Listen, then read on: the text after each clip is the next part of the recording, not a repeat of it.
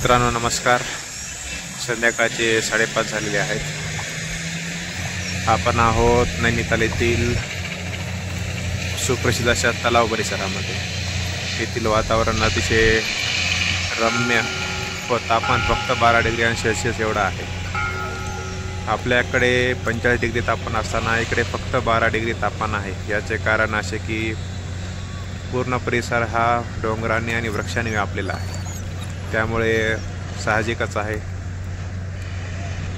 गारवा व्यवस्थितरित्या जाणवत आहे.